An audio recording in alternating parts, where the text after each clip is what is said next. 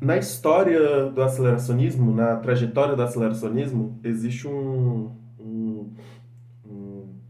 um grupo, né, que aí acho que a grande maioria de vocês conhecem, né, o CCRU, que é o grupo de pesquisa de cibernética, que existiu na Universidade de Warwick na década de 90.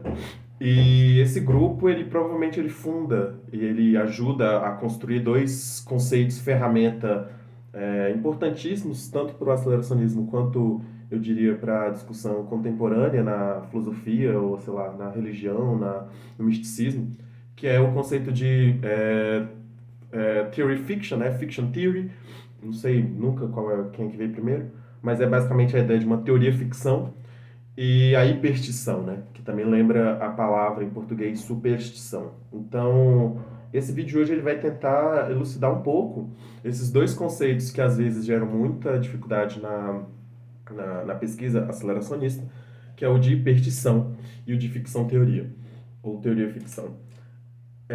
Acho que a tendência agora, já que eu já falei tanto de obras mais estruturais gerais da obra do Land e da pesquisa aceleracionista, é realmente tratar mais sobre esses conceitos mais específicos, né? Tanto de perdição quanto de ficção teoria. Neuromancer, William Gibson, clássico cyberpunk, funda a literatura cyberpunk junto com Bruce Sterling.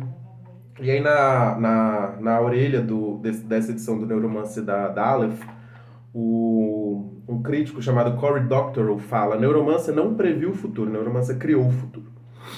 E aí também uma pesquisadora, uma antropóloga chamada Adriana Amaral, uma especialista em cyberpunk aqui do Brasil, em cultura cyberpunk, ela também fala muito desses aspectos do livro do Neuromancer, né? De que como o William Gibson ele não fez um trabalho de ficção que queria se propor como uma previsão do futuro, né? Como algumas pessoas apontam que os futurismos da ficção científica têm.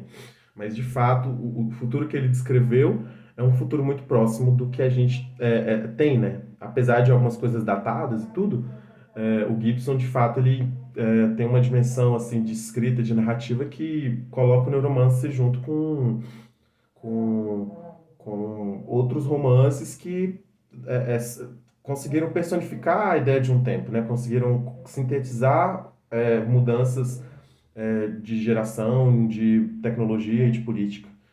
E o Neuromancer é um livro assim, né? A gente tá vendo a gente vem de um futuro que onde o mundo ele tá descentralizado, tá fragmentado, tá balcanizado.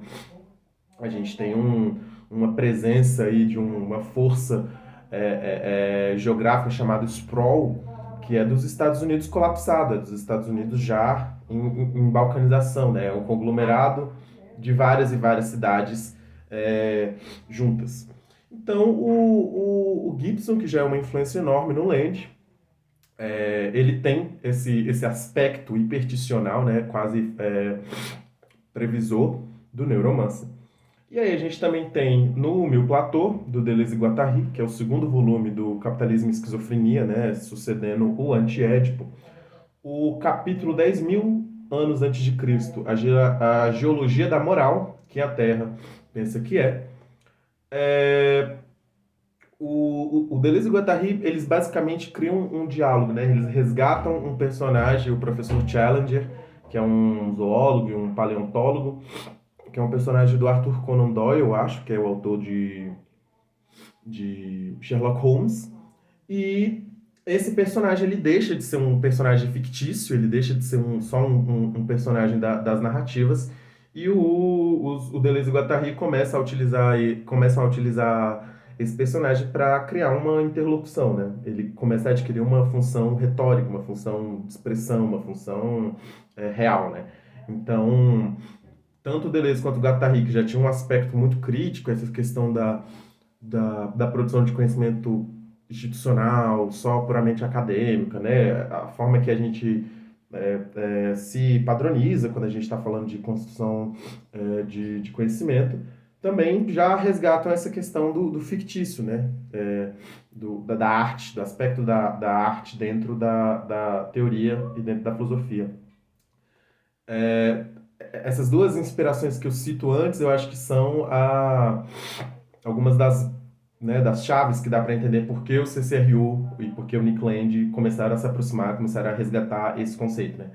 O Land, ele começa a usar essas táticas, né? Porque eu diria que tanto a hipertição quanto a ficção teoria são táticas, são ferramentas, pela primeira vez no Barker Speaks, que é um texto de 99 da revista Abstract Culture. E é, outro texto famoso dele também, dessa passagem, é o The Origins of the Cthulhu Club. Então, existe uma inspiração também Lovecraftiana, né, enorme na construção desses conceitos. Assim, é fundamental você ter a dimensão da coisa do Lovecraft. E o Mark Fisher, né, o nosso querido Mark Fisher, amigo, não sei se é amigo ou ex-amigo, mas ex-colega do Land lá do CCRU e estudante do Land, enfim, uma pessoa que também estava aí na coisa. Em 2013, para Dazed and Confused, ele fala de que quando ele teve a experiência de começar a ler os textos do Land, né, ler os primeiros escritos do Land sobre teoria cybercultural, os textos haviam sido, a impressão que passava para o Fischer, né, os textos pareciam que haviam sido produzidos dentro da máquina, fora de um ser humano. Eles não pareciam a expressão de uma racionalidade humana, né, eles pareciam uma interioridade psíquica, uma subjetividade nucleada. Eles não mantinham a distância esperada de uma teorização acadêmica, não tinha essa distância que se pressupõe de uma produção científica, acadêmica e tal. Lidavam com filmes e ficções como se fossem espaços a serem ocupados, não como artefatos culturais a serem comentados ou avaliados, segundo padrões de gosto, memórias pessoais ou expectativas de aceitação social. Então, a obra do Land é perpassada por esse aspecto de limites da coisa, né? Da autoria, da ficção. Enquanto, ao mesmo tempo, o próprio CCRU, se a gente vê as definições do CCRU sobre ele, o CCRU ele consiste em convergências de enxame datáveis. Então, não há genealogia, não há centro geográfico, não há atribuição biográfica, não há dependência institucional. O CCRU ele viaja a si mesmo a partir de outubro de 95, usando uma universidade do Reino Unido como habitat temporário. Com quem ou com que você está falando pode ser acessado em diferentes níveis de intensidade. A mística ao redor do CCRU, ela também é um pouco fictícia, né? Um pouco assim, o grupo que existiu, o grupo que, na verdade, o grupo que não existiu, né? Porque tem essa coisa de que a Universidade de Warwick falou que o CCRU nunca de fato existiu lá na universidade. Então, a própria descrição desse grupo, desse pessoal, passa também por essa coisa de limites entre o que é real e o que não é, né? E é uma reflexão que a ficção científica e todo esse pessoal que existe inerentemente na obra do Land, do aceleracionismo, tem muito forte, né? Você pega o Philip K. Dick com Android São com Ovelhas Elétricas ou com o Homem do Castelo Alto, a grande questão para ele, como autor de ficção científica, e um dos que eu mais gosto, é justamente essa, né? O que é o limite da realidade, né? Como as nossas mentes elas constroem universos realmente bastante fictícios e qual é o limite que o nosso não seja, né? Mas aí, já pensando em sentidos conceituais né, importantes da gente situar, a hipertição para o Land ela pode ser vista como um circuito de feedback positivo, que coloca a cultura como um componente. Ela pode ser definida como uma tecnociência experimental de profecias que se realizam, de profecias autorrealizáveis. Enquanto a superstição ela tem uma crença que é baseada muitas das vezes num aspecto falso, né? Numa coisa falsa, assim, a superstição de passar debaixo da escada ou de quebrar o espelho, enfim, todo esse bolo aí. As hiperstições, elas colocam uma existência a partir das suas ideias. Elas funcionam casualmente para produzir a sua própria realidade. Então, a hiperstição ela é um conceito, ela é um... Não um conceito, mas ela é uma ideia que se autorrealiza de forma concreta, que funciona casualmente para se auto produzir. Isso pode parecer muito confuso, pode parecer muito assim, vai. Então, se eu falar, cai aí 1 milhão, vai, pô, cair aqui. Não. O Land, assim, se a gente vê o trabalho dele, foi mal. No geral, o capital, ele esquizofreniza os fluxos, ele aproxima o fora, então naquela coisa do outside, né? Tem outros vídeos que eu falo sobre o outside, sobre cut, enfim, todo o negócio.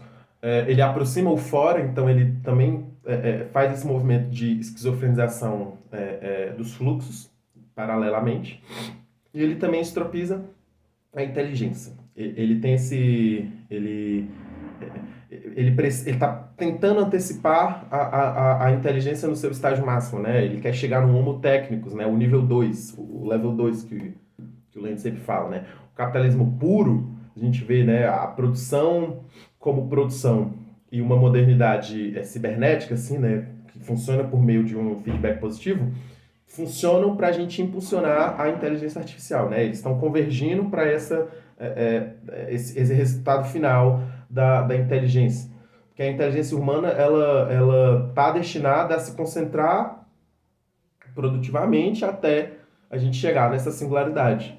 Então, no próprio Neuromancer mesmo, se a gente pega os personagens, né, as duas inteligências que existem, as duas inteligências artificiais, o Intermute e o Neuromancer.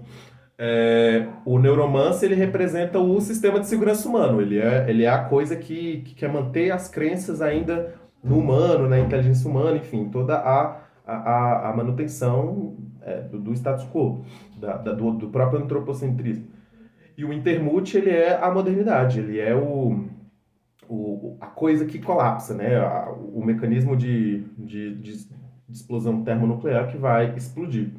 Então, se a gente vê o capitalismo nesse sentido, né, de que está fazendo com que essa inteligência final se aproxime, né, está usando nós como hospedeiros para a auto-sofisticação dessa inteligência. Se a gente vê nesse sentido, o desejo maquínico, né, que seria o desejo aí que funciona por meio desse capitalismo produtivo cibernético virulento, o desejo maquínico ele tem um aspecto importante dentro da ideia de produção, né? A produção primária é caracterizada por sua diferença de que é produzido no nível secundário e pode, portanto, muitas vezes produzir efeitos que não são antecipados por sujeitos presos na complacência antropocêntrica do discurso social dominante. A esquizoanálise, em vez de seguir narrativas pré-existentes ou fazer projeções teleológicas, olha para o que está acontecendo na realidade. Com a esquizoanálise não se trata de determinar, mas de especular, pois controle é orientação para o desconhecido, saída da caixa.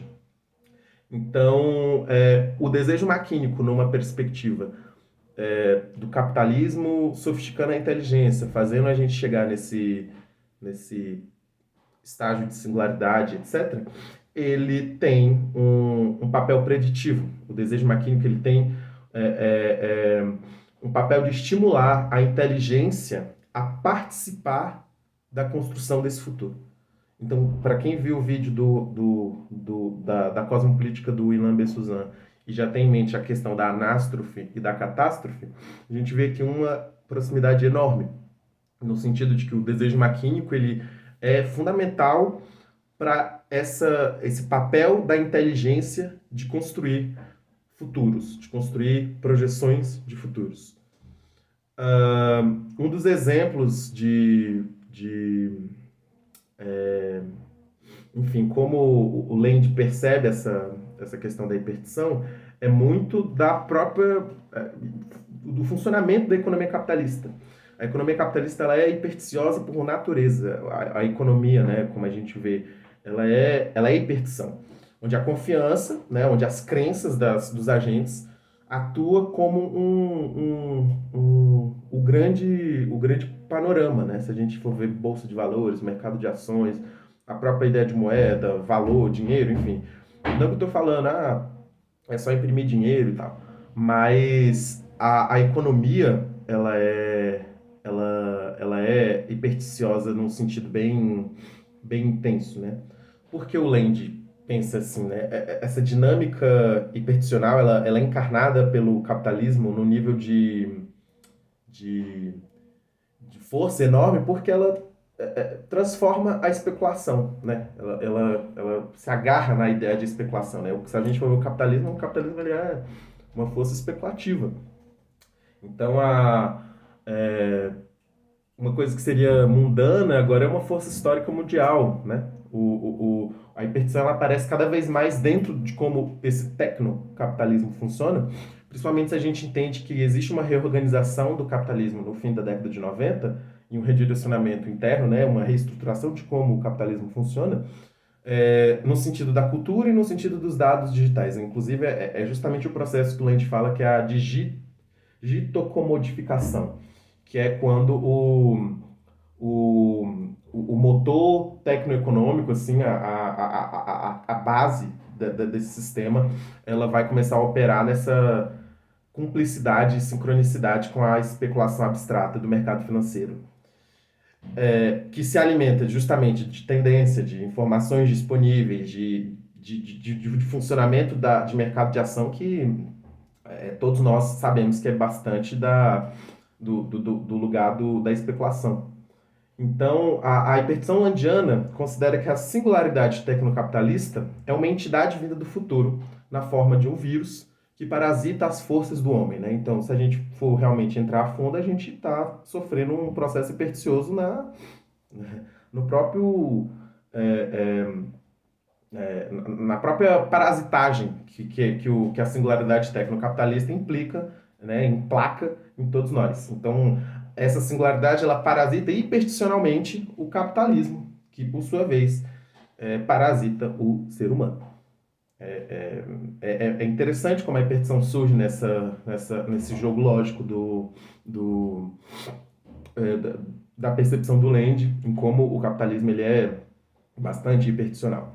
Mas, enfim, é importante situar essa distinção, né? Eu diria que teoria ficção ela é esse uso de toda essa dimensão fictícia, de toda essa dimensão de que a gente se depara, né, em dúvida de realidade ou não, para a construção dessa interlocução de agentes, né, na produção de um texto, de uma teoria, de uma ideia.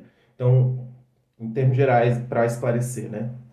É até engraçado usar esclarecer, levando em conta que eu falo muito de Kant por aqui. A teoria ficção, a ficção-teoria, ela se agarra mais a esse uso do fictício para a construção dessas ideias. Então, exemplos seriam justamente Deleuze e Guattari, com esse professor Challenger, ou o próprio Ciclonopedia, do Reza Negarestani, e esses outros textos do Land e do CCRU, que estão muito preocupados com esse uso da ficção para essas ideias, né? Porém, a hipertição não. A hipertição é justamente essa questão do papel preditivo que existe do desejo maquínico, né? Num certo sentido, o Land e... para o Land, o conceito de hipertição ele teria que englobar 4 dimensões interrelacionadas, né? Ele teria que ter esses 4 pontos aí. 1.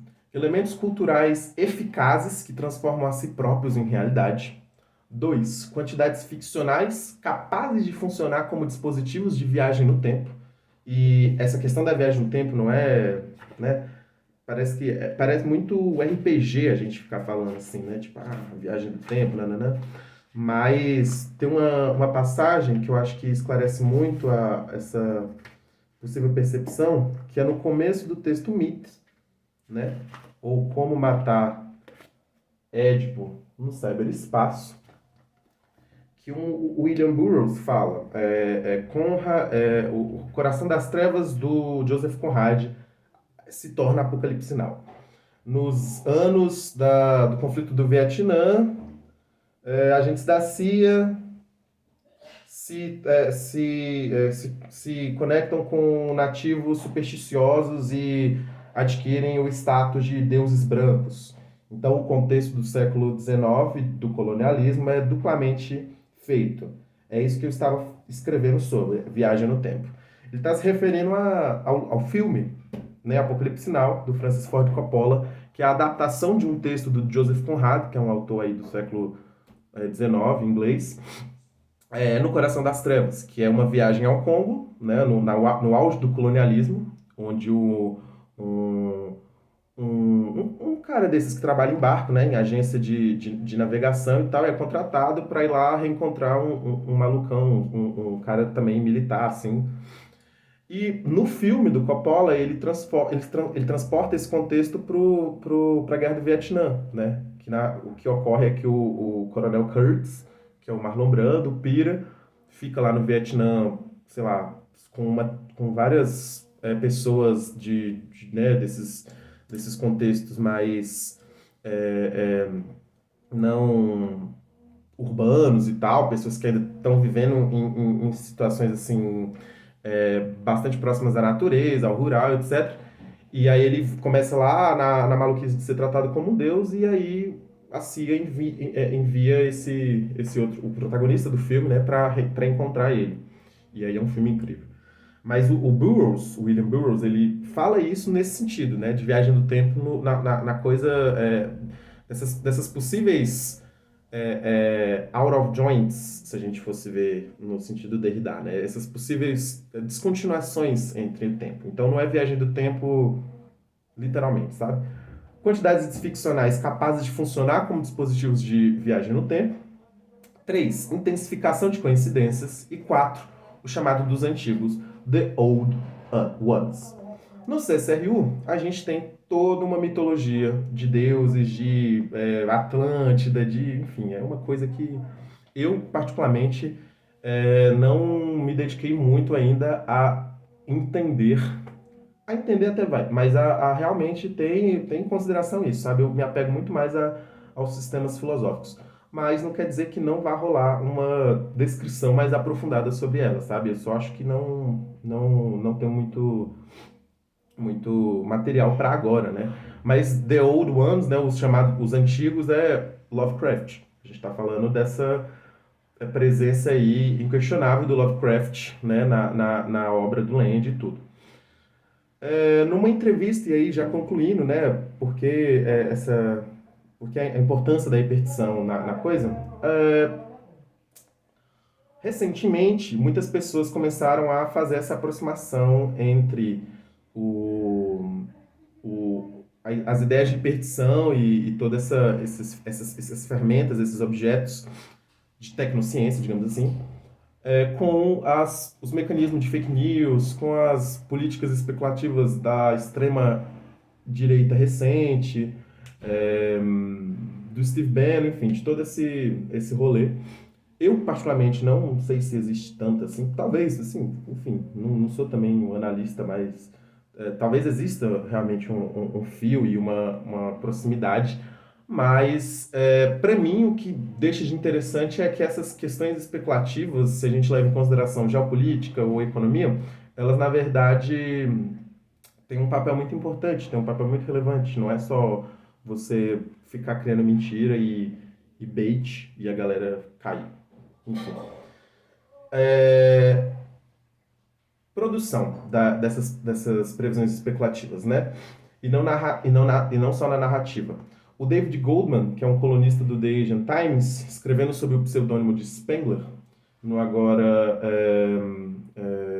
extinto site Superstition, o Land ele começou a fazer muitas referências a esse cara, né? Esse David Goldman, justamente porque ele era um analista do Oriente Médio e o bicho previu os eventos da Primavera Árabe de 2010 e a Guerra Civil da Síria de 2011. E literalmente não é uma previsão assim mística, né? Não é uma coisa que, eu tô aqui, eu vou prever. Mas foi uma previsão baseada em dados demográficos, preços de commodities, enfim, dados reais, análises reais. Então essa questão da predição, ela não necessariamente, né? Ela está relacionada com uma coisa mística ou uma coisa que para alguns não exista, né? Mas no sentido do Land, eu diria, eu acho que está relacionada justamente com uma análise materialista do que está acontecendo. Em uma entrevista dele, aí já finaliza, né? Porque o vídeo deve estar ficando longo. O que aconteceu com a América? Né? Perguntam, ele está falando. Se eu fosse dizer em poucas palavras, depois de aproximadamente meio milênio, durante o qual a principal força motriz da história global foi alcançar a integração de estados maiores e mais poderosos, dirigidos por um grupo de ideólogos fortemente universalistas, que basicamente pensam que quanto maior sua agregação e quanto maior o conjunto de regras comuns que pode ser imposto sobre ela, melhor, estamos vendo uma reversão da maré de um escopo verdadeiramente histórico. A tendência básica agora é desintegradora. Então, o que eu vejo acontecendo com a América, se manter unida, vai se tornar cada vez mais desafiador. Essa é uma entrevista do Land que ele fala sobre hipertição e que ele fala sobre essa questão, né? O que aconteceu com a América. E aí ele cita, inclusive, o William Gibson como o cara que teve essa predição. E aí o entrevistador ainda finaliza, né? O texto Lemurian Time War, que é um texto muito interessante também dessa época do CCRU, e eu diria que é a melhor introdução no que é hipertição para vocês, né? Tem a coisa dos lêmures e, enfim, toda a viagem aí do CCRU. Diz que a hipertição está traçando uma fuga do destino. Como esta noção como esta noção entra em jogo com o teste de realidade? E aí o Land responde: eu acho que hipertição é uma daquelas coisas que escapou completamente da caixa e agora é um animal feroz à solta. Minha relação com essa coisa alienígena é como a de todas as outras pessoas que estão interessadas nela. Estou abordando-a de uma posição de zero autoridade, tentando fazer sentido de como ela está vivendo e mudando e afetando o mundo. Ela, a coisa, não ele, o conceito. Mas tendo dito isso, meu sentido de uma hipertição é que uma hipertição é um experimento. Ela torna a si mesma real, se funcionar. E ela funcionar ou não é algo que não pode ser, novamente, decidido por um processo por debate interno.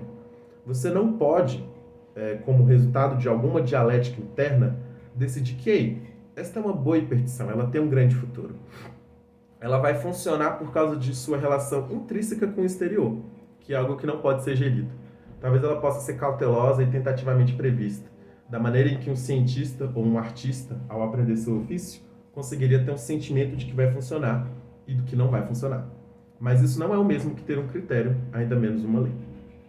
Então, com essa descrição final do Land, eu acho que eu vou finalizando o vídeo, porque já deve estar bem grande. E vou deixar também o Lemurian Time War, porque é um excelente começo para quem quiser aprofundar mais na ideia de hipertição.